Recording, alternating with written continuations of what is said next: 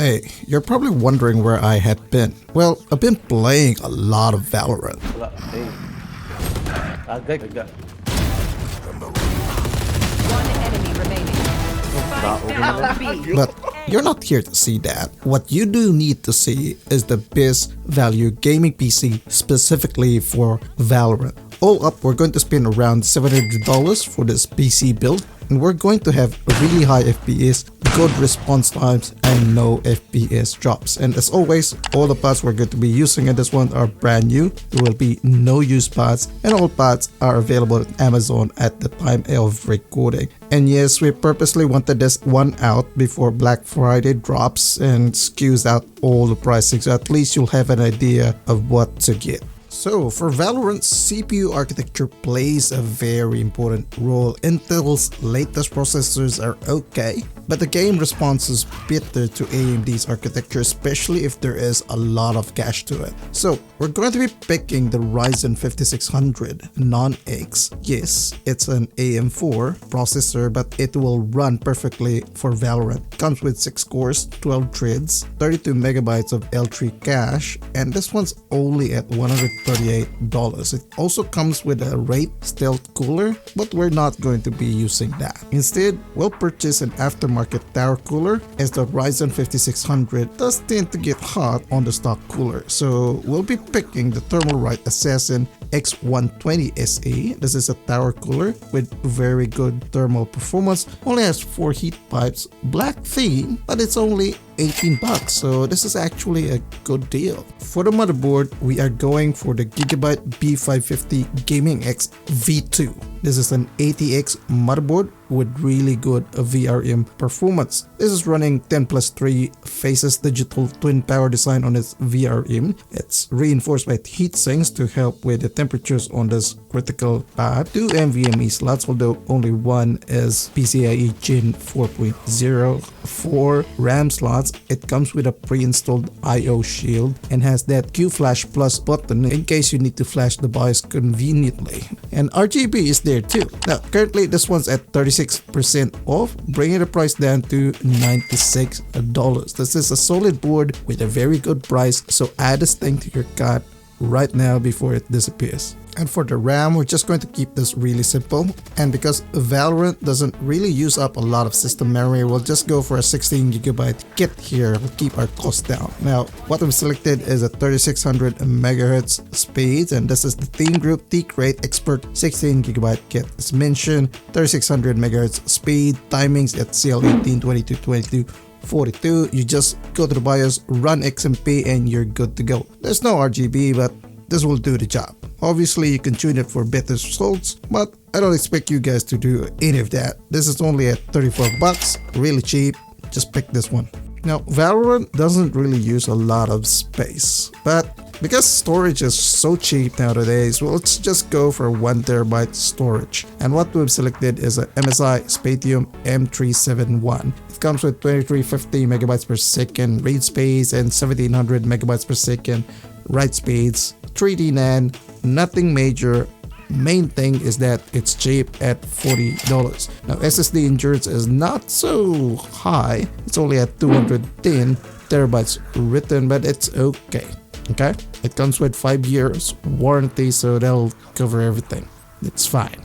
And before we proceed, if you guys are planning to build a PC over the next few months or uncertain on which parts to get, we do these build guides every month on different price points, so hit that subscribe button if you want to be up to speed with everything on all the components and the PC parts compatibility, all that stuff. We do all the research for you, so you will save a lot of time from Googling. Anyway, let's go for the graphics card. This game, Valorant, obviously is not a GPU intensive game. However, picking the right graphics card manufacturer does have an effect on your game. On our second channel, right here, we'll look at both AMD and Nvidia cards for Valorant, and we notice significant difference. At the time of writing, Valorant seems to favor Nvidia cards, especially on the 1% lows, while AMD cards are okay. If you want to be competitive, you'll want to pick the Nvidia card for this game. So for now, we'll just go for this card, the PNY RTX 4060. It only has 8GB of GDDR6 VRAM, but it will be fine. 2460MHz boost clocks, runs on PCIe 4.0, although this only has 8 lanes in it instead of the typical 16 lanes, and 128 bus width. It's okay. Alright, it's okay for Valorant. Now, it comes with an aluminum backplate. It's also very power efficient, only requiring one 8-pin power connector. And the best part, it's only at $290. So let's just get this one, unless if you find something that's cheaper than this. Because the system doesn't really take up a lot of power, we'll just go for a basic power supply which will do the job. Now, what we've selected is the Thermaltake Smart 600 watts. This is 80 plus white for its efficiency. It's not a truly 600 watts power supply. It's only at 504 watts on the 12 volt rail, but it should still be good enough for our system. It comes with braided cables. It's not flat, but hey, it's okay. It has two 8-pin power connectors if we really need those ones. Obviously, we only need one. 5-year warranty. It's not a god tier power supply. It looks dated. Heck, even their website still mentions the hash wheel architecture, which is like, seriously bro, that's like almost 10 years ago. But this power supply is only at 45 bucks, so we can't really complain. It'll do the job. It will be fine. Right, so just pick this one. For the case, we're just going to pick a cheap case that will fit our budget, and what we've selected is the Montec X3 mesh case. It's a pretty standard case. Obviously it has a mesh front, hence the mesh name, but it comes with 6 RGB fans. That's a lot of free fans. Obviously it's not ARGB, it's just a static RGB fans, but it's fine. It will help with our ventilation and it's free. It looks good and it's also very functional. It comes with a swivel tempered glass panel, so it's very convenient on opening the case. It has power supply shroud. GPU clearance is smaller compared to other cases at only 305mm, but this is fine because the card that we're putting in this one is only at 210mm, so it will fit regardless. It's at a very good price of $50, so this is actually a very good buy.